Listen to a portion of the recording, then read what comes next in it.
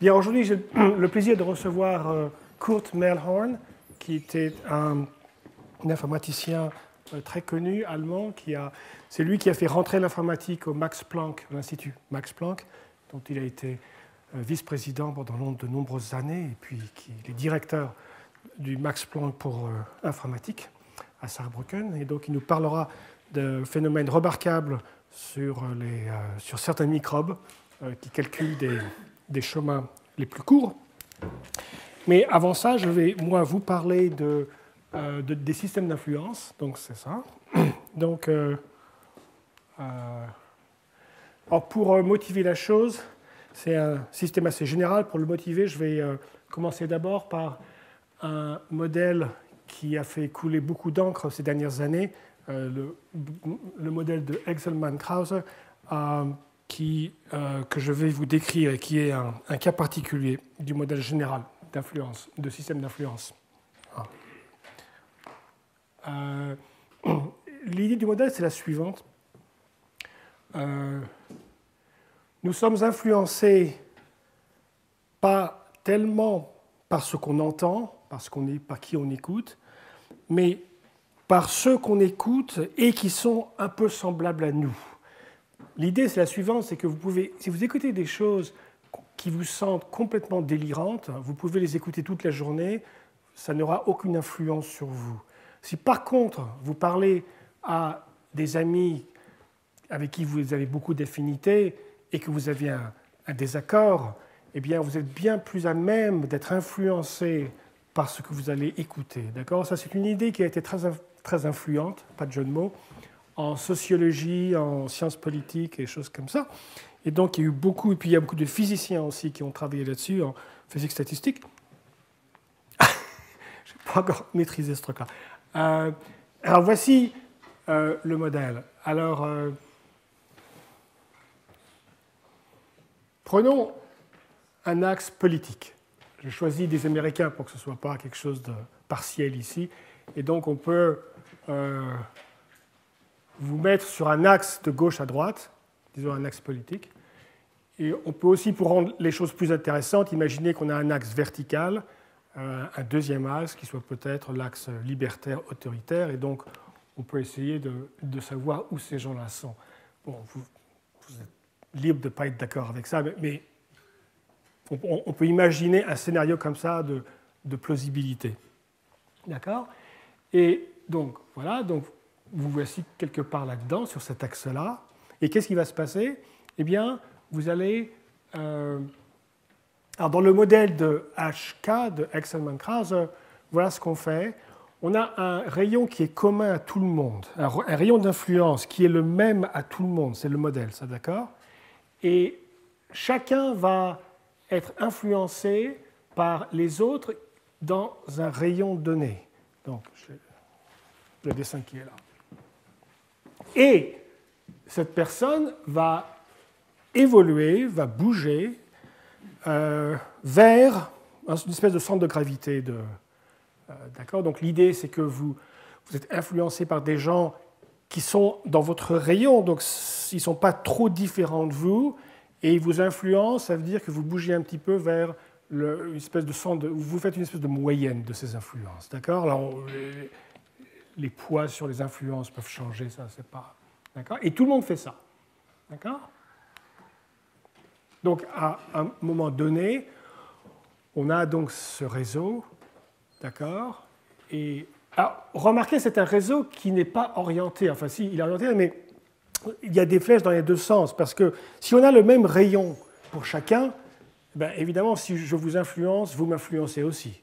D'accord ? Avec cette hypothèse-là. Donc, c'est un réseau qui, en fait, n'est pas orienté.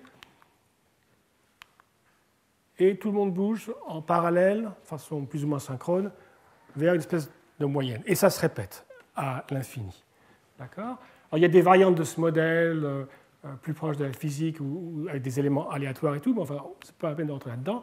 Voici ce qui se passe quand on prend 1000 agents, on appelle ça des agents, 1000 points au hasard. Et là, j'ai dessiné donc, le graphe au moment 0, le graphe de connexion, enfin le graphe d'influence, d'accord, des agents. Donc vous imaginez que chacun va évoluer, va bouger vers la moyenne de ses voisins. D'accord? Et alors, comme c'est aléatoire, évidemment, il y a des cavités, mais c'est assez isotrope dans l'ensemble. Hein, c'est aléatoire. Mais on voit l'évolution qu'on passe d'une structure deux-dimensionnelle, isotrope plus ou moins, il y a des brisures de symétrie évidentes. On passe à une structure qui est à une dimension. Si on continue, on passera à une structure à 0 dimension. D'accord? Voilà, on peut faire ces expériences. Alors, ça a été prouvé depuis longtemps que ces systèmes-là convergent toujours. Alors, il y a beaucoup de preuves différentes de ça. J'ai montré il y a quelques années qu'en fait, on pouvait borner la convergence en temps, le temps étant exponentiel en d, c'est la dimension. Alors ici, c'est 2, la dimension, c'est 2, et n, c'est le nombre d'agents. D'accord? Et très récemment, avec des collègues à Princeton et MIT, à Bhattacharya, Braverman et Nguyen, on a montré qu'en fait, la convergence est polynomiale en tout, en dimension, et donc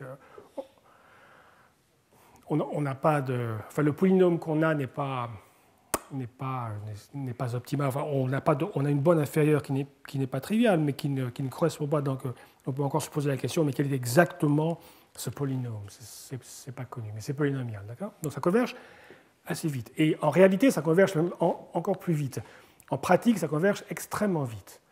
Voilà. Mais je ne veux pas parler de ça. C'est trop spécial. Je veux parler de quelque chose de beaucoup plus général, d'accord? Et donc ce que je vais faire, en fait, c'est que je préfère aller plus lentement et vraiment insister qu'on soit tous sur la même longueur d'onde, sans rentrer trop. Ça peut devenir technique assez rapidement, ce genre de choses. Donc je préfère prendre du temps, quitte à arrêter un peu au milieu et recommencer, et continuer la semaine prochaine. Je vais essayer de ne pas trop fourrer de choses dans la valise et la rendre trop pleine trop rapidement. Alors, on va poursuivre la même idée, mais on va faire ça beaucoup plus général. Plus général, ça veut dire qu'on ne va pas y avoir de cercle, de rayons, c'est trop spécifique ça. On ne va pas être qu'à 2 dimensions. Oui, on va être en dimension D, donc dimension arbitraire. Donc on a des agents qui sont en dimension D. La signification de ces dimensions, c'est quoi? Il y a des coordonnées. Chaque agent est un point qui a des coordonnées en temps t. Ces coordonnées ce sont des systèmes markoviens. Donc ces coordonnées représentent tous les paramètres utiles pour prédire le futur.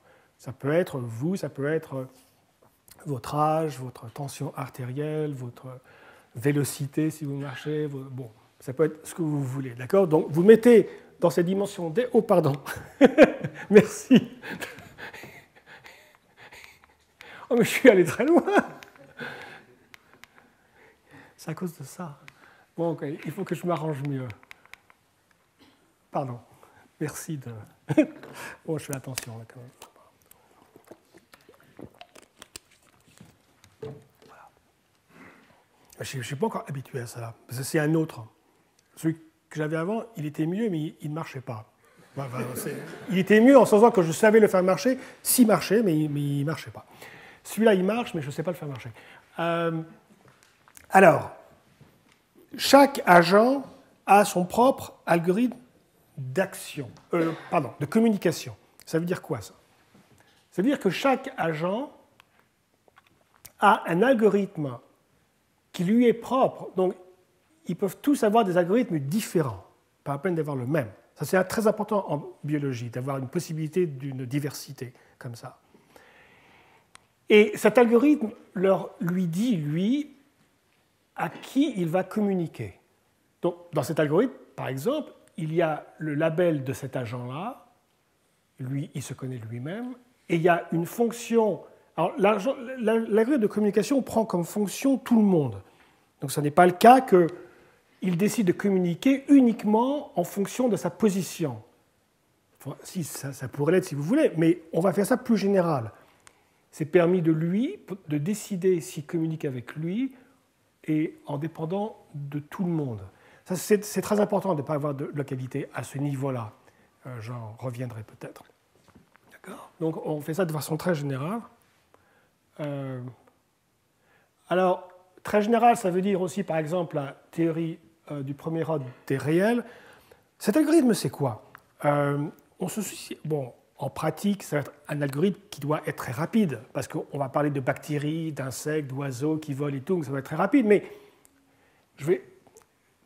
le but maintenant, c'est de définir un modèle extrêmement général et de voir si on peut prouver des trucs. Et si on peut prouver des trucs, alors ensuite, on le spécialisera. Mais au début, on veut être aussi général que possible, d'accord? Donc, je ne veux pas dire je veux un algorithme polynomial ou n'importe quoi. Je dis non, je veux dire un algorithme, c'est n'importe quel algorithme qu'on peut exprimer dans une logique extrêmement générale. Alors, ça, c'est la logique la plus générale sur les réels qui soient décidables.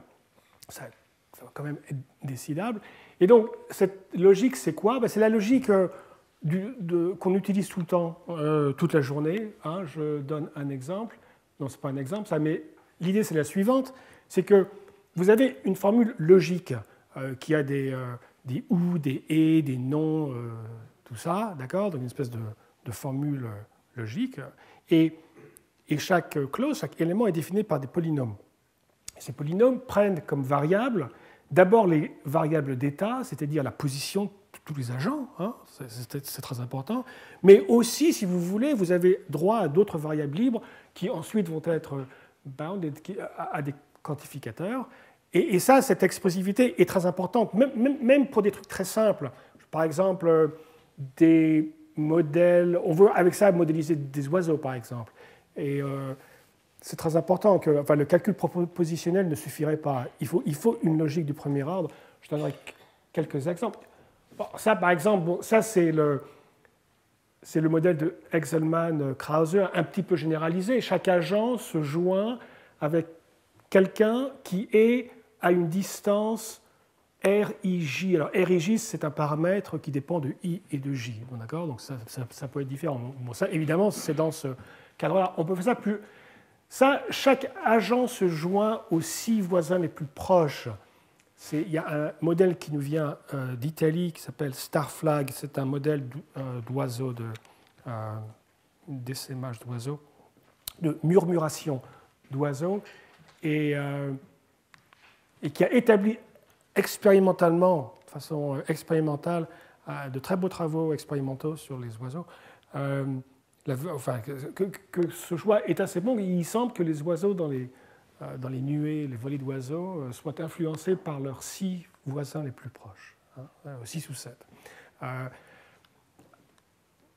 Vous voyez, rien que ça, vous avez besoin d'avoir des quantificateurs, hein, parce qu'un voisin le plus proche, ça veut dire quoi? Ça veut dire que c'est J tel que, pour tous les autres, la distance est plus grande que blabla. D'accord? Donc vous avez déjà là besoin d'un quantificateur. Et vous pouvez avoir des trucs un peu plus compliqués. Joindre l'agent à ses voisins de Delaunay dans une triangulation de Delaunay. Enfin, si vous ne connaissez pas, ce n'est pas grave, mais on peut imaginer des structures géométriques un peu plus complexes, où là, c'est utile d'avoir justement accès à une expressivité plus grande. Donc, on s'accorde sur un modèle extrêmement général au niveau de la communication. D'accord? Donc jusqu'à présent, ça devrait pouvoir modéliser à peu près n'importe quel phénomène d'agent. Donc ça fait ça. Quand il bouge, les algorithmes de communication sont appliqués une deuxième fois, c'est des systèmes discrets. Enfin, ce n'est pas discret dans l'espace, c'est continu dans l'espace, mais c'est discret dans le temps. 1, 2, 3, 4, 5, 6, 7.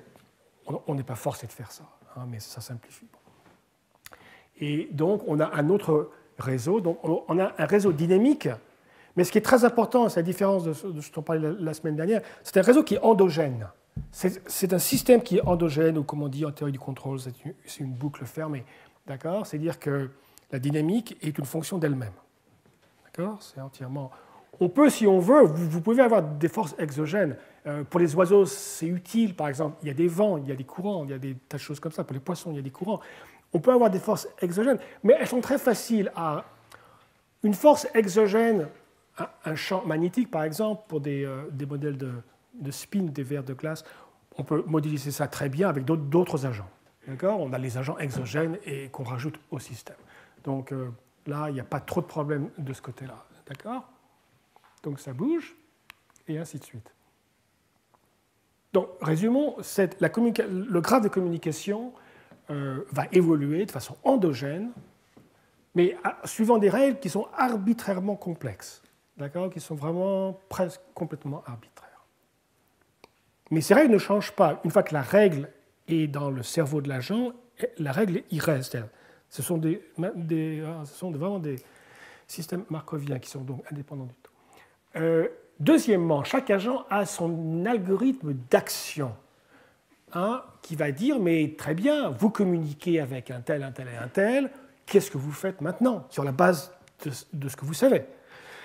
Et donc, qu'est-ce que vous savez? Vous savez les paramètres de vous-même, vous connaissez vos propres coordonnées, ça vous les connaissez, enfin votre algorithme les connaît, et toutes les informations que vous avez reçues par le graphe de communication. D'accord? Voilà. Et la question, c'est qu'est-ce que vous faites? Alors là, par contre, il faut faire attention. D'accord?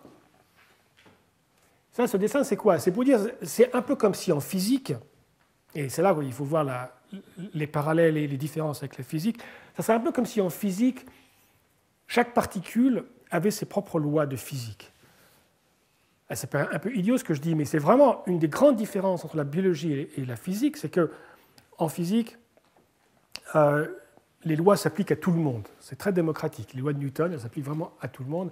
Et les particules, dans l'ensemble, elles sont les mêmes. Oui, des fois, il y a 2-3 gaz différents, des particules différentes, mais dans l'ensemble, les particules sont toutes les mêmes, qui subissent les mêmes lois. Là, on veut vraiment s'affranchir de ça. On veut vraiment dire non, nous on veut pouvoir modéliser des choses où toutes les particules sont différentes, elles ont des lois différentes, elles ont des algorithmes différents, blablabla. D'accord? Donc ça, c'est important. Alors, formellement, définissons, c'est un peu l'intuition, formellement, c'est quoi un système d'influence? C'est un système, ce qu'on appelle un système dynamique. Un système dynamique, donc, c'est défini par l'espace réel, enfin l'espace où les choses vivent. Alors ça, c'est le vecteur des configurations, si vous voulez, de l'état, des états. D'accord? Donc vous avez n agents. Chaque agent a des paramètres, des coordonnées. D'accord? Et c'est une fonction qui vous dit, en temps de t à t plus 1, qu'est-ce qui se passe? Ça va à un autre endroit. D'accord? Et le but, c'est de comprendre ce qui se passe. Donc ici, par exemple, n est égal à 9, t est égal à 2, il y a 9 agents. Et on essaie, pour des raisons que je ne m'explique pas, en fait, il y a une espèce de trace de chaque agent. C'est le miracle de PowerPoint. Mais pas sur mon écran. C'est le projecteur qui fait ça. Donc, bon, ça évolue et on veut savoir comment ça évolue. D'accord? Ce qui se passe.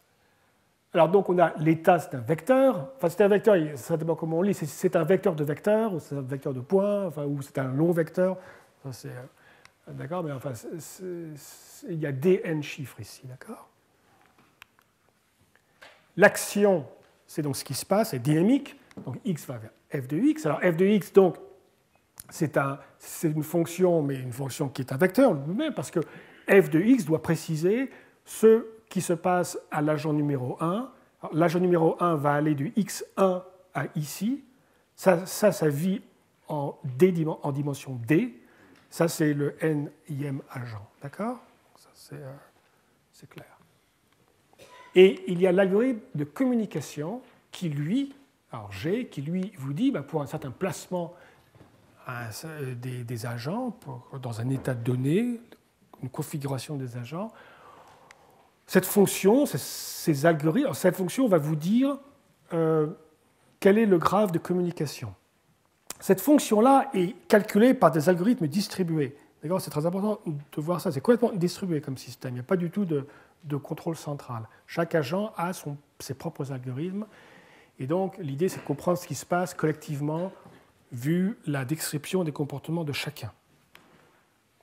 Alors, le truc, c'est justement que l'action des agents ne dépend que des voisins. Ça, c'est un point extrêmement important. C'est peut-être le seul point très important de tout ça. Alors, je m'explique.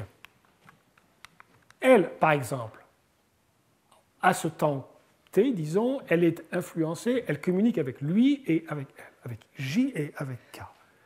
Ça veut dire que, en ce moment, elle est en xi, c'est sa position dans l'espace de dimension d, D'accord? C'est sa position, et elle va bouger. Elle va aller à une autre position qui est ça. D'accord? Alors, il faut bien comprendre ce qui se passe là, que cette fonction ne dépend que de elle-même, de I, de J et de K. D'accord? Donc, pour évaluer cette fonction, il suffit de connaître ce nombre et ce nombre. Alors, pourquoi j'ai mis tous les autres? Parce que le triplet I, J, K, lui, dépend de tous les autres. Ce que je veux dire, c'est que si vous changez ces valeurs ici, les blanches ici, ça risque de changer le IGK, parce que ça risque de changer le graphe. Ce que je veux dire, c'est quand le graphe est fixe, le graphe, lui, dépend de tout le monde. D'accord? Mais une fois que le graphe est ce qu'il est, alors, numériquement, son action ne dépendra que de elle-même, de lui et d'elle. Donc de ces trois vecteurs. Chacun est un vecteur de dimension D. C'est clair? Pourquoi les autres existent? Comment? Pourquoi les autres variables existent dans le formule? Ici? Oui. Alors, donc, je répète, il se passe deux choses différentes là. D'abord, il faut s'accorder sur le graphe, le réseau de communication. Et ensuite, il faut s'accorder sur la dépendance de l'action sur les agents, sur les voisins. D'accord? Alors, supposons que le graphe est ce qu'il est, il est fixe. Une fois que le graphe est fixe, vous avez raison, pour évaluer cette fonction, il suffit de connaître ça, ça et ça. Donc les autres ne servent à rien. Ça, je réponds à cette question. Alors pourquoi je les ai mis si ça ne servent à rien? Ce n'est pas uniquement pour vous induire en confusion. Parce qu'il ne faut pas oublier, si on ne les met pas, eh ben c'est strictement faux, parce que ça suggère que si on ne les met pas, ça suggère qu'on peut changer ces valeurs-là et que ça reste vrai, mais ce n'est pas le cas. Si vous changez ces valeurs blanches, vous risquez de changer le graphe.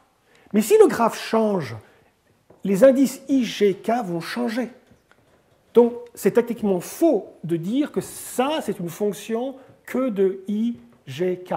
G et K sont eux-mêmes une fonction de ça. D'accord? J'ai clarifié ça, ce point-là.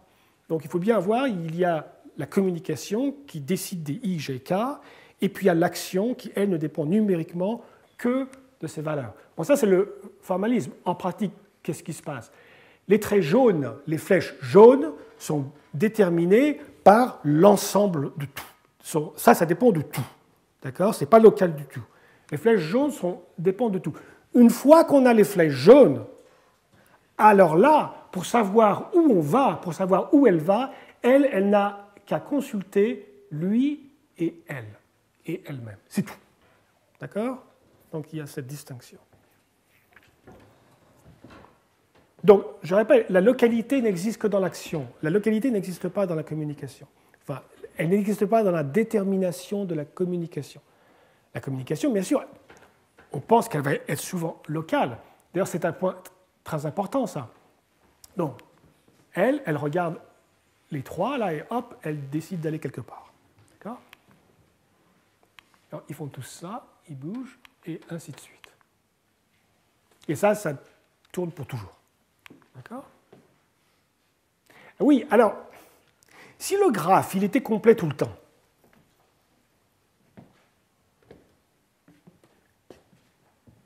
c'est possible. Vous avez tout à fait le droit d'avoir un algorithme de communication qui décide que tout le monde parle à tout le monde. D'accord? Ça serait un modèle de champ moyen en physique. On fait ça tout le temps. Hein. Alors, oui, vous avez le droit de faire ça. Mais si c'était le cas, ce modèle n'a aucun intérêt. Parce qu'il n'y a aucune différence avec un système dynamique. C'est simplement un système dynamique. Il y a des tas de cours excellents au Collège de France sur les systèmes dynamiques. Ben voilà, il n'y a rien de spécial. D'accord? J'ai rien de spécial à vous apporter. Ce qui change tout, c'est justement le fait que souvent, ce graphe va être assez creux. Souvent, ça va être très local, en fait. Il ne va pas y avoir trop d'arêtes. Ça ne va pas être un graphe très dense, souvent. Et il va changer tout le temps. D'accord? Et c'est ça qui change tout. D'accord? Donc, effectivement, le modèle est tellement général qu'il contient en cas particulier tous les systèmes dynamiques discrets, imaginables. Mais ce n'est pas le côté intéressant de la chose. Le côté intéressant de la chose, c'est qu'est-ce qui se passe quand ce graphe change tout le temps. Notamment en physique, ce graphe ne change pratiquement jamais. Donc déjà, là, ça va faire une grosse différence avec la physique. En biologie, il change très souvent. Donc ça, c'est quelqu'un qui baille, parce que c'est ennuyeux si c'est un graphe complet. Bon, donc il y a des tas d'applications où on retrouve des partiels. Enfin, ce modèle, bon, je le présente ici généralisé, et je ne l'ai pas vu généralisé comme ça avant, mais il n'y a rien de nouveau sous le soleil, comme on dit. On retrouve dans tous ces exemples-là, il y a des papiers où on retrouve, et c'est des modèles de ce genre-là qu'ils utilisent, d'accord? Donc, le but, c'est d'être très général pour pouvoir... Quand on passe d'un état à l'autre, on fait bouger tout le monde en même temps ou on fait bouger les uns après les autres? Oui, alors ici, c'est tout le monde en même temps, d'accord? Mais alors ça, par contre, c'est pas du tout mis dans le ciment de façon... C'est pour simplifier les choses. Mais on peut très bien se poser la question si c'est pas synchrone, par exemple. Et ça, c'est très important, parce que la synchronie, c'est pas évident que tout ça batte en même temps. Ça peut ne pas être synchrone, et alors il se pose des questions de temps qui sont difficiles. Et donc c'est une très bonne généralisation, mais pour l'instant, c'est assez compliqué. Essayons de ne pas rajouter des trucs encore plus compliqués, d'accord? Mais c'est la seule raison. Hein. En fait, dans la réalité, je crois que c'est plus logique d'être asynchrone, en fait. Donc, résumons une fois de plus, il y a deux concepts. Un, c'est l'algorithme de communication, et l'autre, c'est l'algorithme d'action. Alors, si on doit choisir, eh bien, il faut choisir un très général, presque arbitraire. C'est cette théorie du premier ordre, extrêmement générale. La communication, bon, on fait un peu ce qu'on veut, on peut communiquer un peu qui on veut, quand, et changer d'avis. Ça, il faut laisser ça très, très libre. Par contre, l'action, là, il faut faire très attention, parce que, bien sûr, le modèle vous permet d'avoir une machine de Turing à chaque agent. Mais la philosophie, ce n'est pas ça. La philosophie de la chose, ce n'est pas ça. La philosophie de la chose, c'est l'émergence. C'est-à-dire que, par exemple, vous regardez des termites, c'est peut-être l'exemple le meilleur d'émergence que je connais. Une termite tout seul, c'est un peu bébête, ça ne fait pas grand-chose, mais vous mettez des termites ensemble et vous avez des constructions architecturales qui sont absolument incroyables. Une termitière, c'est quelque chose de... à l'équivalent humain, c'est quelque chose qui ferait 3 km de haut, un building qui fait 3 km de haut, qui a des systèmes d'air conditionné extrêmement performants et tout. Il y a des systèmes de protection s'ils sont attaqués par des prédateurs. Et donc, c'est comment des millions de termites. Donc, ce qui se passe, c'est qu'on pense qu'une termite, ce n'est pas extraordinairement intelligent. Peut-être que ça l'est, hein, on ne sait pas. Mais ensemble, ils font des choses sensationnelles. Et donc, c'est le genre de choses qu'on recherche. C'est comment, collectivement, on trouve des phénomènes au niveau macroscopique, à l'échelle macroscopique, qui sont impressionnants et qu'on ne peut pas vraiment expliquer en regardant chaque agent indépendamment. Mais si vous mettez une machine de Turing à chaque agent, bah, l'agent peut faire ce qu'il veut, de toute façon, il peut calculer n'importe quoi, il peut faire sa termitière tout seul. Oui, c'est possible, mais ce n'est pas l'idée de la chose, d'accord? Donc l'idée, c'est l'action, l'intelligence, l'algorithme d'action, ce sont les facultés cognitives de l'agent, et on va les supposer assez faibles, d'accord? Par contre, la communication, alors vous allez me dire, mais pourquoi ce n'est pas le cas de la communication aussi? L'agent décide à qui il parle, et ben, c'est une forme d'intelligence, de savoir à qui on parle, et donc pourquoi on ne va pas limiter ça? Ah non, parce que très souvent la communication n'a rien à voir avec l'agent. Elle n'a rien à voir avec... la communication est imposée sur... mais c'est pratiquement tout le temps. Quand je passe une voiture, quand j'entends une voiture qui passe près de moi et j'entends le bruit, ce n'est pas moi qui ai décidé par mon algorithme que j'allais écouter cette voiture. Cette voiture s'impose sur moi, je l'écoute de force. Et très souvent, c'est ça. Par exemple, quand ces oiseaux ne suivent que les 6 oiseaux les plus proches, n'imaginez pas qu'ils ont un algorithme de diagramme de Voronoi où ils calculent l'algorithme pour calculer les six oiseaux les plus proches. Non, ce n'est pas du tout ça. C'est spatialement, ça s'impose, cette logique s'impose sur eux du fait du fait de l'évolution du système dans un espace physique. D'accord ? Donc là, il faut faire très attention. Les facultés cognitives sont vraiment liées à l'action de l'agent. Communication, il faut faire attention. D'accord ? Par exemple, en physique, les communications peuvent être assez subtiles, bien que les particules ne soient pas d'une intelligence fantastique. Donc ça va être très général. Et ça, par contre, alors, ça c'est le modèle général, mais on va examiner deux cas particuliers aujourd'hui et peut-être un peu la semaine prochaine, je ne sais pas, le cas diffusif et après le cas non diffusif. Alors le cas non diffusif, je parlerai des vols d'oiseaux, qui est un exemple de système d'influence non diffusif. Et là, je vais parler donc du cas diffusif. Alors, c'est quoi le cas diffusif? C'est peut-être le plus simple qu'on puisse imaginer. Ça rejoint un peu le modèle de Exeman-Krause. Et c'est que un agent regarde ses voisins, et fait une combinaison convexe. D'accord? Donc, il va évoluer à l'intérieur de l'enveloppe convexe de ses voisins. Ça s'appelle diffusif parce que tous les systèmes diffusifs peuvent être modélisés très facilement très logiquement par cette... La diffusion, c'est une combinaison convexe de voisins. Enfin, c'est vraiment... Philosophiquement, c'est ça. Et donc, elle, par exemple, une fois qu'elle sait à qui elle communique, alors, entendons-nous bien sur le sens des flèches. Elle n'est influencée que par lui, elle et elle, d'accord? Lui l'écoute, mais pas dans l'autre sens. Donc, son action va dépendre uniquement des quatre. Elle prend l'enveloppe convexe et elle se déplace dedans, d'accord? Voilà. Ça permet en particulier de modéliser Exeman-Krause. D'accord? Ça, c'est le modèle. La question, c'est est-ce qu'on peut prouver quoi que ce soit? A priori, ça semble absurde de penser qu'on puisse prouver quoi que ce soit sur un truc qui est tellement général. D'accord? Ça aussi, ça va être très général, parce que vous avez la possibilité de mettre n'importe quel poids que vous voulez. Vous allez avoir une famille très grande de poids convexes. Quand c'est un espace convexe, vous pouvez aller où vous voulez dedans. Il y a beaucoup de possibilités. Et puis la communication est extrêmement arbitraire. Et donc, est-ce qu'on peut prouver quoi que ce soit? D'accord? Alors, qu'est-ce qu'on fait en pratique? On fait des expériences. On simule tout ça pour voir ce qui se passe dans la réalité. Et donc, on fait des expériences à 2 dimensions, et puis on change les algorithmes de communication, on essaie de les faire simples, et puis compliqués, et encore plus compliqués, et puis on voit ce qui se passe expérimentalement. Et qu'est-ce qu'on voit?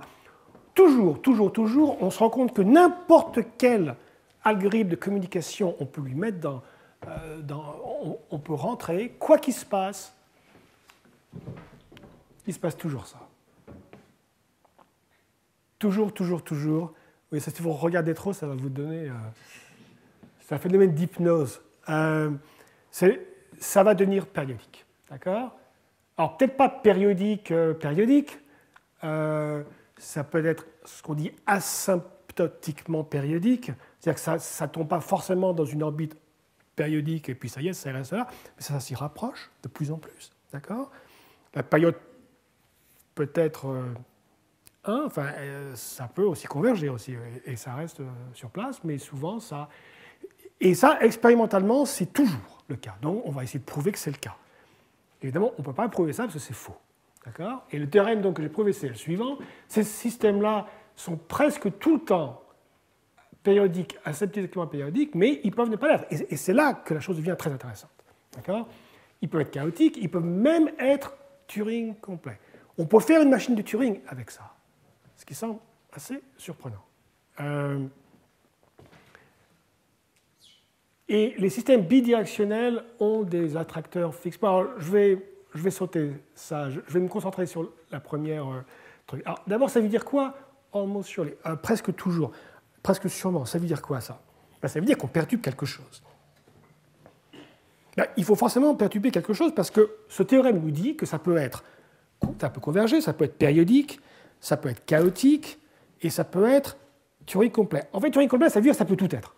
N'importe quel comportement dynamique peut être obtenu avec ces systèmes-là. Ils sont universels en ce sens-là.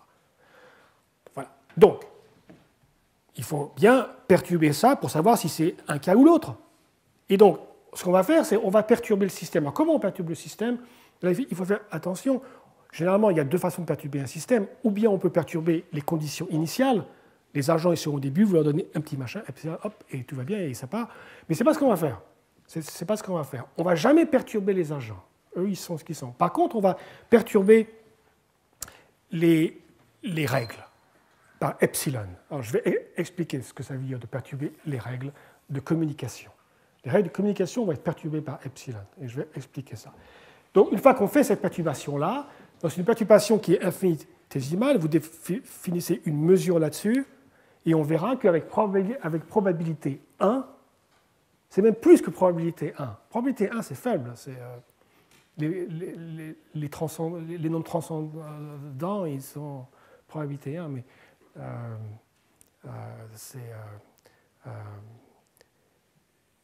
c'est beaucoup plus grand que ça. C'est pas plus grand, c'est quoi plus grand que probabilité 1? J'expliquerai. Alors d'abord, pour les gens qui font de la dynamique, ils sont surpris. Enfin, ceux que j'ai rencontrés étaient surpris parce qu'a priori, ça paraît absurde comme système. C'est les systèmes diffusifs.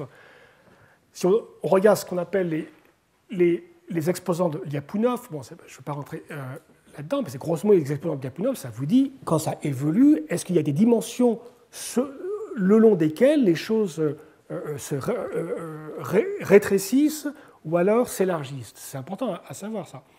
Ben, les systèmes diffusifs, ça ne s'élargit jamais. Jamais. Ce ne sont pas des systèmes hyperboliques, mais ça ne s'élargit jamais. Tous les exposants de Lyapunov, ils sont non positifs. Ils sont zéro ou ils sont négatifs. Et ça, ouvrez n'importe quel ouvrage de dynamique, vous ne verrez jamais des systèmes chaotiques. Les systèmes chaotiques, presque toujours, il y a des exposants positifs. Là, ce n'est pas le cas. D'accord?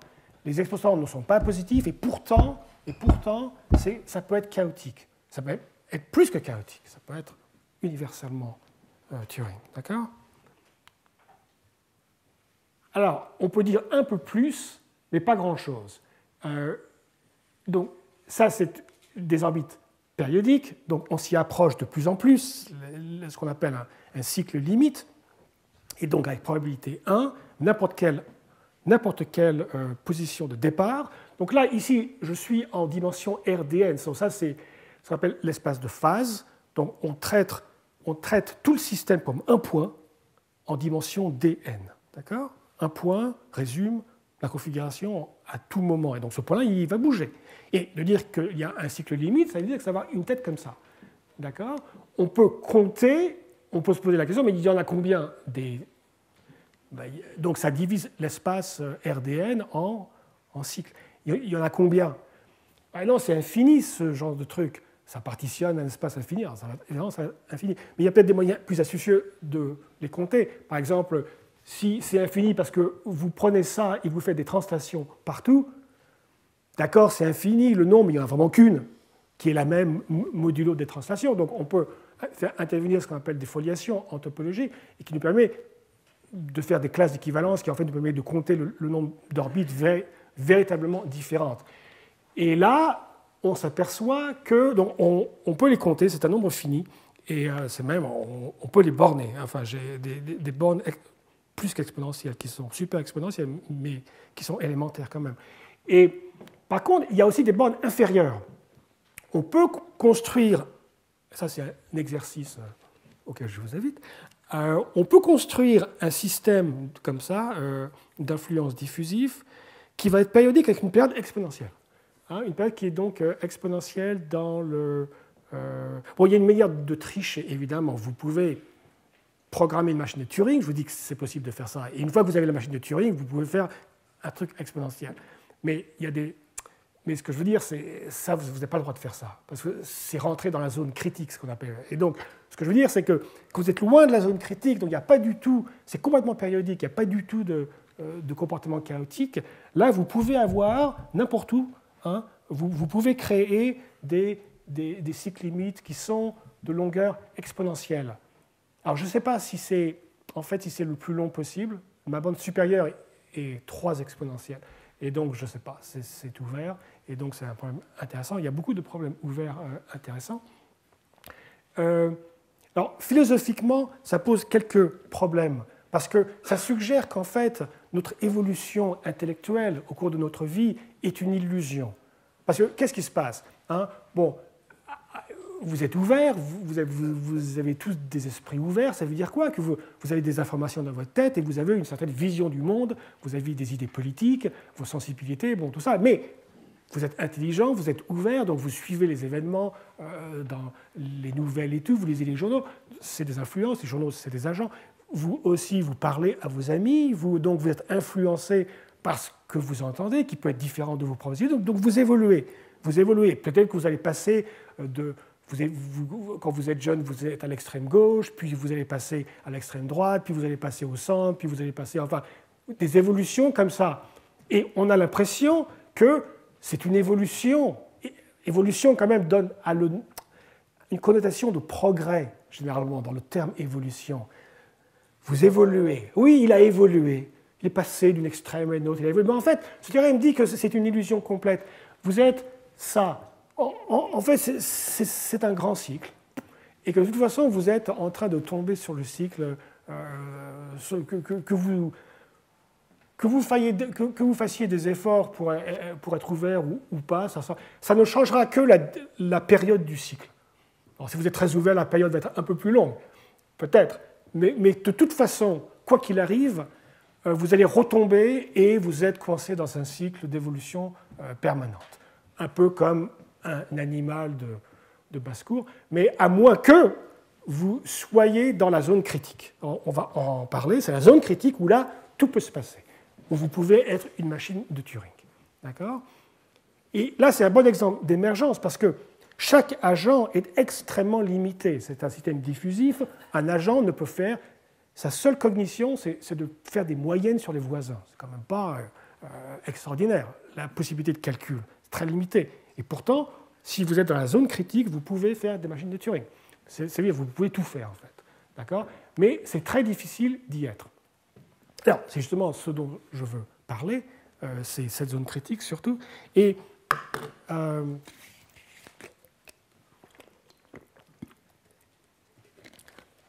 je vais faire un parallèle avec la physique, parce qu'il y a beaucoup de parallèles, à mon avis, très intéressants et très profonds avec la physique statistique.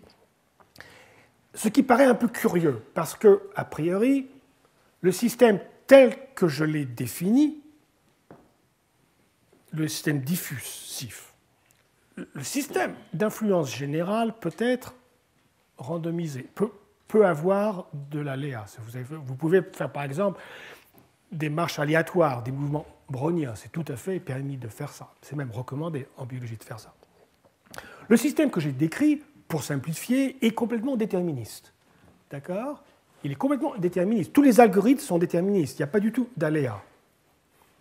Alors, quel est le rapport avec le modèle de Ising, par exemple, qui est vraiment l'épitomie, comme on dit, de systèmes aléatoires, d'accord, de boîte de probabilité. Eh bien, il y a un parallèle très grand, d'accord, et je veux vraiment insister là-dessus.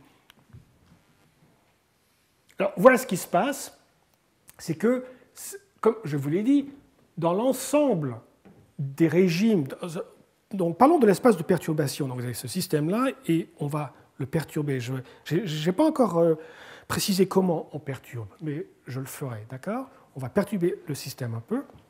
Donc, on a un espace de perturbation. D'accord ? Et dans cet espace de perturbation, ce que j'ai dit, c'est que la probabilité, prenons un espace borné de perturbation. Dans cet espace-là, vous prenez un point au hasard, à probabilité 1, le système va être périodique. D'accord ?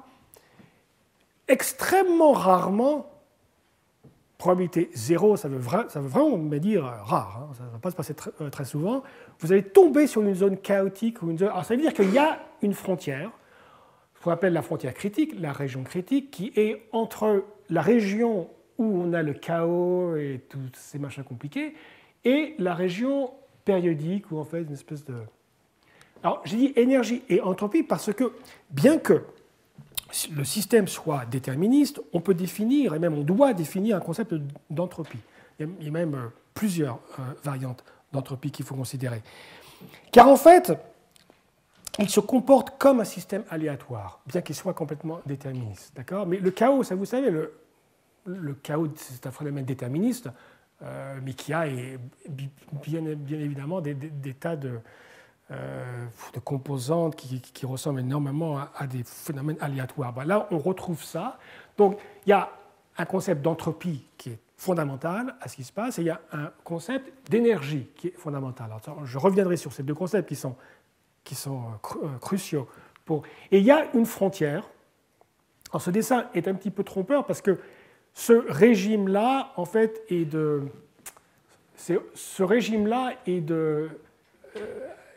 à une surface zéro, donc ce n'est pas vraiment la photo que j'ai montrée. Mais le problème avec une surface zéro, c'est que ce n'est pas visible à l'œil nu. Donc je suis forcé de tricher un peu, d'accord ?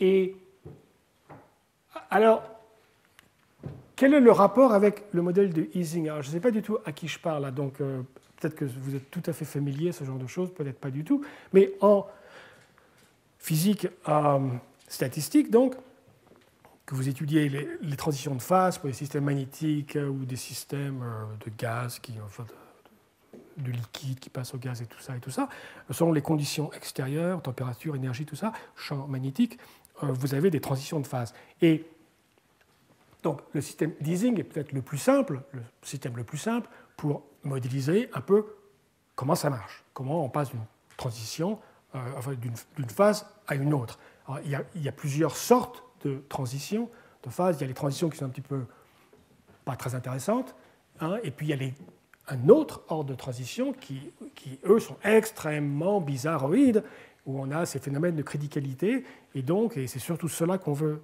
étudier. Alors, ça, alors, le modèle, grosso modo, c'est ça. Je ne vais pas rentrer dans les détails, mais l'intuition, je crois, est assez claire. D'accord ? Vous avez un réseau donc de particules et qui pointent vers le haut ou qui pointent vers le bas. C'est leur spin. D'accord ? Ça pointe vers le haut ou ça pointe vers le bas. Alors où est-ce qu'ils pointent ? Alors, il y a deux forces contraires. D'abord, généralement, il y a un champ d'excitation qui vient de l'extérieur et qui les rend hyperactives. Pensez à des petits-enfants qui ont bu du chocolat très, très sucré. Ils ont une espèce de... Ils ne peuvent pas s'asseoir, ils sont toujours en train de faire ça. Donc nos spins, nos petites flèches, elles vont en haut et en bas tout le temps. C'est une espèce d'énergie qu'elles veulent dépenser, d'accord ? Donc vous imaginez ça. Mais il y a un autre phénomène. Donc le champ extérieur, c'est ce qui garde cette...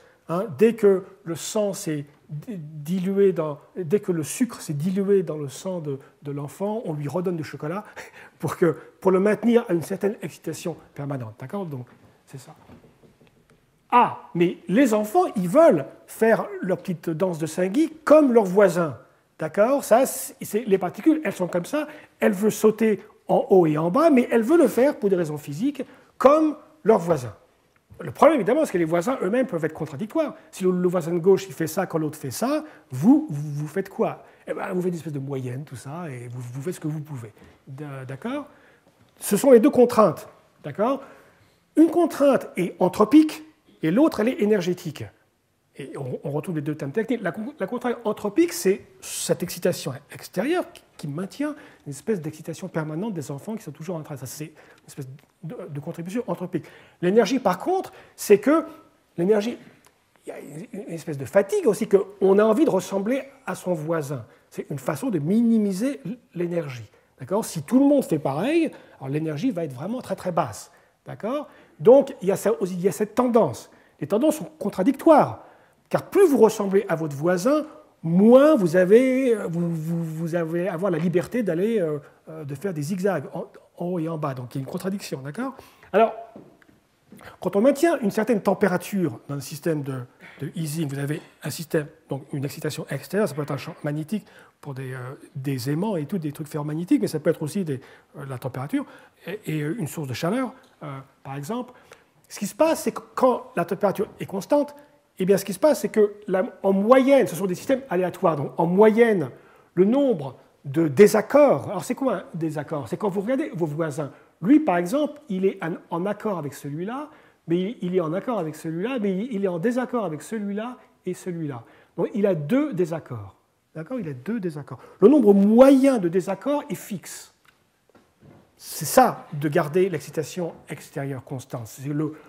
La question, c'est de savoir, mais où est-ce qu'ils sont, ces désaccords? Donc vous avez un certain nombre de désaccords dont la moyenne est fixe, et la question, c'est où est-ce qu'ils sont? Est-ce qu'ils sont tous ensemble, les désaccords, ou ils sont répartis? Il y a la deuxième loi de la thermodynamique qui vous dit que ces désaccords doivent maximiser l'entropie. D'accord? Il y a plusieurs manières d'interpréter ça, mais donc, la manière la plus évidente, c'est que de maximiser l'entropie, c'est en fait, si vous comptez le nombre de possibilités qu'il y a d'avoir un certain nombre de désaccords, eh bien de très loin, le plus grand nombre de possibilités correspond à un régime aléatoire qui a l'entropie maximum, ou près de maximum. D'accord? Donc c'est, de toute évidence, c'est là où le système va évoluer, simplement par vertu de quelque chose qui se dépasse de façon aléatoire et va finir par découvrir un peu tout. D'accord? Donc, voilà. Ça, c'est les systèmes de Ising. Ici, on a quelque chose de très similaire. Bon, ce n'est pas aléatoire, mais ça l'est quand même. Alors, pourquoi c'est similaire? Parce qu'on a des agents qui n'arrêtent pas d'interagir. D'accord? Ça, c'est comme dans les particules qui regardent leurs voisins et qui essaient d'être up ou down comme les voisins. Là, c'est pareil. Vous regardez vos voisins et vous faites une moyenne. Donc vous essayez d'être comme eux, en fait, d'accord? Vous résolvez les contradictions entre vos voisins en prenant la moyenne, donc vous faites une espèce de compromis. C'est absolument comme Ising, ça, d'accord? Deuxièmement, oui, enfin non, c'est ça qui est comme Ising. Bon, ça, c'est les agents, c'est un système qui dure tout le temps. Hein? Le système ne s'essouffle jamais, ça dure tout le temps. Donc ça interagit tout le temps. Ça essaie de ressembler à ses voisins. Ça, c'est comme le système de Ising. Et les discontinuités injectent de l'entropie. Donc l'entropie va être maximisée. Alors, c'est là qu'il faut être un petit peu, précis, mais ça veut dire quoi l'entropie? Il n'y a pas d'aléa, hein, d'accord? Donc là, je vais devoir parler de ça. C'est quoi les discontinuités? Je n'ai pas parlé de discontinuité. C'est quoi ça, d'accord? Donc, je vais expliquer ça, mais modulo l'explication, vous voyez quand même le parallèle très très grand avec les systèmes de Ising. Mais il y a une grosse différence. Ça, c'est beaucoup plus compliqué, c'est beaucoup plus complexe d'un point de vue descriptif, d'un point de vue logique. Pourquoi? Parce que, comme le dit très bien la physicienne Annick Lehn, en physique statistique, l'émergence, elle est bottom-up. Elle vient du bas vers le haut. On regarde l'interaction, et puis ça s'éloigne, on voit s'il y a des grandes corrélations entre des particules éloignées, et on regarde ce phénomène comme ça. Il n'y a jamais de retour. Et ici, il y a quelque chose de fondamentalement différent, qui est que le réseau change. Un système de Ising, le réseau ne change jamais, il est ce qu'il est. D'accord? Bon, ça c'est un système simple à deux dimensions, ça peut être en dimension plus élevée, ça, on a des systèmes de Heisenberg, des choses un peu plus complexes. Mais le réseau reste le même, il ne change pas. Non seulement il ne change pas, mais ici il change en fonction de lui-même. S'il changeait de façon prédictible, qu'il y ait un changement qui vienne de l'extérieur, qui soit toujours un peu le même, peut-être que le système finirait par comprendre. Mais non, le changement du système de communication est créé par le système lui-même. D'accord? Et donc le fait que ce réseau change tout le temps, change tout. D'accord? Alors, bon, revenons au théorème. Alors, ces discontinuités, c'est quoi? Alors, comment on prouve ce truc-là? D'abord, ce qu'il faut bien voir, c'est que comme dans les systèmes de Ising, il faut comprendre comment l'entropie qu'on va définir et l'énergie qu'on va définir, comment ces deux choses-là s'opposent. D'accord? Dans les systèmes de Ising, c'est ça. Il y a un processus aléatoire où il y a une tendance énergétique, l'énergie essaie de se minimiser, et puis il y a l'entropie qui veut toujours être forte. Ça tire dans des sens opposés. La question, c'est de savoir qui gagne. Alors, en physique, ou bien l'un gagne, l'énergie gagne, ou l'entropie gagne. Ou parfois, il y a match nul. Et match nul, c'est les transitions de phase. Où il y a match nul, et là, vous avez des lois de puissance, vous avez tout ça, tous les trucs. Et ça, c'est la zone critique, c'est la région critique, d'accord? Et bien, on va retrouver exactement le même phénomène. Une fois qu'on a défini l'énergie, une fois qu'on a défini l'entropie, on va se rendre compte que le système, ce qui détermine le système, c'est le résultat du combat entre l'entropie et l'énergie. Et on va trouver que l'entropie perd pratiquement toujours. D'accord ? Elle gagne extrêmement rarement, et quand elle gagne, c'est sur cette région critique. C'est une région qui non seulement a mesure zéro, mais c'est moins que mesure zéro. En fait, c'est un ensemble de Cantor. Il faut que je dise ça avec... C'est sans doute une fractale, mais je ne sais pas prouver que c'est une fractale. Mais c'est simplement un ensemble de Cantor. Ça a une dimension fractionnelle, hein, que j'ai des bornes dessus, mais qui ne sont sans doute pas très bonnes, dimension de Hausdorff. Donc c'est ça une structure qui ressemble en ce sens-là complètement à la structure de la zone critique en statistique mécanique. Alors, bon, c'est clair que je n'aurai pas le temps de finir tout ça, mais je reprendrai. Mais je veux quand même au moins pouvoir définir ces notions d'entropie et d'énergie, d'accord ? Au moins rester et pour poursuivre, disons, ce parallèle entre la mécanique statistique et ça. Alors, ça veut dire quoi quand on dit que l'algorithme de communication, que chaque agent a un algorithme de communication qui est en fait, qui s'exprime par un texte qui est écrit dans la logique du premier ordre des réels. Ça, c'est une logique qui a été examinée par Tarski au début du siècle dernier, enfin pas au début, mais oui, près du début, et donc Tarski a prouvé qu'elle était décidable. D'accord ? C'est ce qui explique par exemple que la géométrie classique est décidable, est entièrement décidable. Et c'est pour ça que ça me fait toujours drôle d'entendre des gens qui disent « Ah oui, le théorème de Gödel, ça dit que une axiomatique des mathématiques tellement simple qu'elle contient les nombres entiers, alors est indécidable, enfin n'est pas complète ou n'est pas cohérente. » Et comme j'ai passé tellement de temps à faire de la géométrie, avoir les nombres entiers, c'est pas du tout simple, en fait. C'est pas du tout. Il y a des tas d'axiomatiques de mathématiques qui n'ont pas du tout les entiers, d'accord ? Et donc, en fait, quand vous décidez de mettre les entiers dans vos systèmes d'axiomes, vous passez à un degré de complexité bien grand. On peut faire des tas de choses en mathématiques sans nombre, sans entier. Par exemple, toute la géométrie et toute l'algèbre, d'accord ? Toute l'algèbre linéaire et polynomiale, enfin pas l'algèbre abstraite, d'accord ? Et donc, donc, Tarski a prouvé que c'était décidable, mais ensuite, le grand résultat est venu des années après par Collins, dans les années, je crois, 50, 56, je crois, qui a prouvé que, en fait, la résolution de ces systèmes-là était semi-algébraïque. Il avait ce qu'on appelle... il a grosso modo montré qu'on pouvait faire l'élimination des quantificateurs. Donc ces phrases-là, elles ont des quantificateurs partout. On peut les éliminer un à un. Et quand vous avez tout éliminé, vous vous retrouvez avec une variété algébrique. D'accord ? Ce sont des polynômes. Et donc, grosso modo, qu'est-ce que ça veut dire ? Ça veut dire que dans l'espace de phase qui est là, donc ça, on est en RDN, c'est l'espace de phase. Une configuration, c'est un point. D'accord ? C'est ça, par exemple.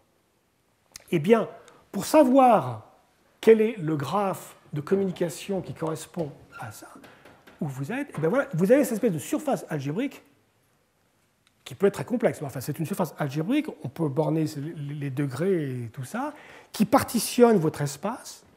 Et donc, vous avez des espèces de cellules. Et dans chaque cellule, il y a un graphe. Il y a un graphe de communication qui reste fixe. Donc, si vous voulez savoir, mais quel est mon graphe de communication, les agents sont là, ils veulent savoir quel est leur graphe. Prenez le point en correspondant dans l'espace de phase, regardez où il est, et vous verrez, associé à cette cellule qu'il contient, il y a un graphe. Et donc, il y a une matrice. D'accord ? Donc, à chaque cellule de ce machin-là, donc l'espace de phase est découpé en salles, un peu comme le Collège de France est découpé en salles, les bureaux et tout. Et chaque bureau, chaque salle a un graphe. Voilà. Donc, vous voulez savoir quel est votre graphe, vous regardez dans quelle salle vous êtes. D'accord ? Mais c'est des surfaces algébriques. Alors, une manière pratique de représenter une configuration, au lieu d'avoir un vecteur Rn, c'est plus pratique d'avoir une matrice n par d, où chaque rangée, la première rangée vous dit la position de l'agent numéro 1. Donc il faut d nombres, ce sont les coordonnées de l'agent numéro 1, ça ce sont les coordonnées de l'agent numéro n. D'accord? Donc c'est une matrice D par n par D. D'accord? Voilà, on va représenter les configurations comme ça. Alors, associé à cette cellule, on a une transformation de convexité, donc c'est une matrice stochastique, d'accord? Une matrice stochastique arbitraire, hein, qui est associée, et donc on a la même matrice associée à toute la cellule. Donc, toutes ces cellules-là, chacune a sa propre matrice stochastique. Et maintenant, l'évolution est très facile à comprendre.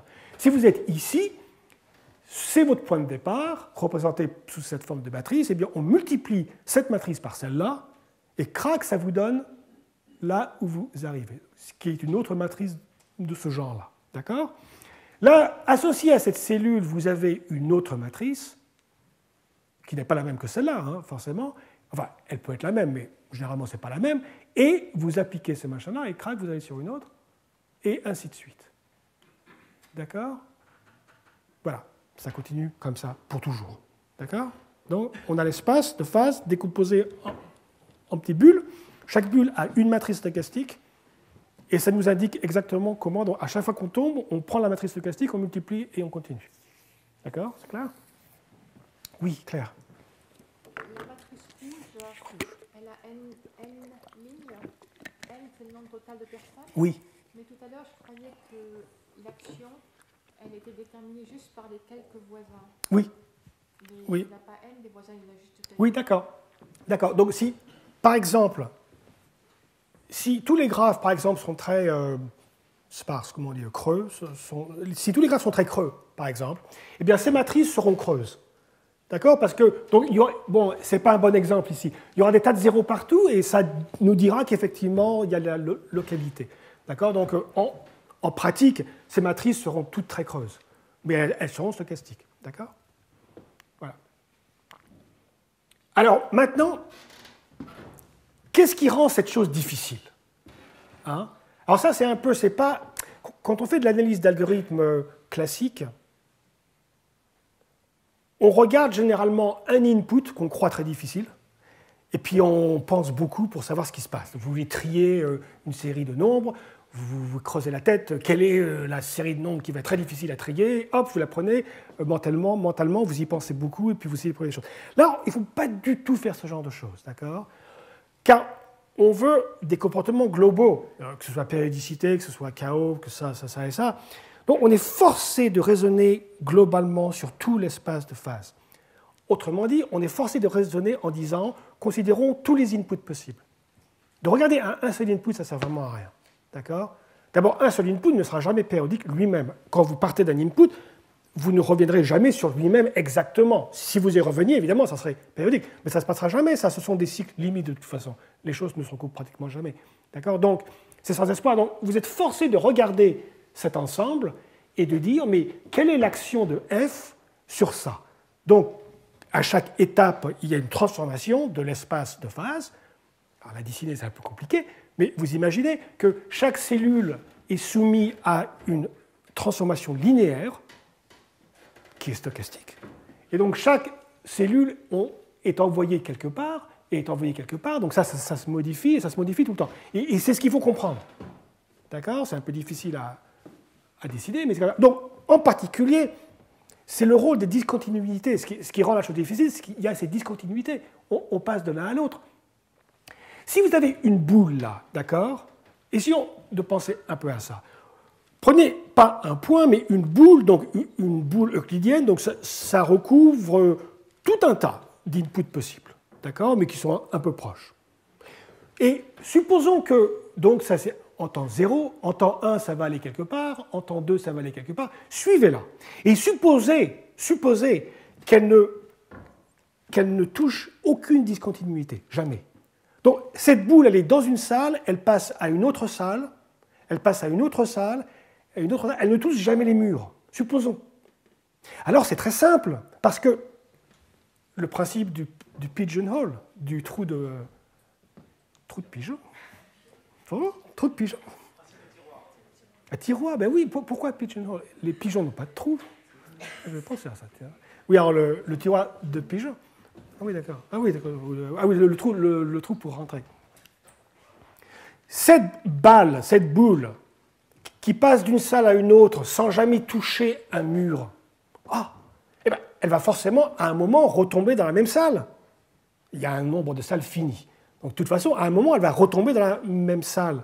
Mais comme elle est retombée dans la même salle, elle va suivre exactement la même trajectoire qu'elle l'avait suivie avant, puisqu'elle ne touche jamais les murs. Et donc, c'est périodique, c'est parfait, ça y est, prouvé, fini.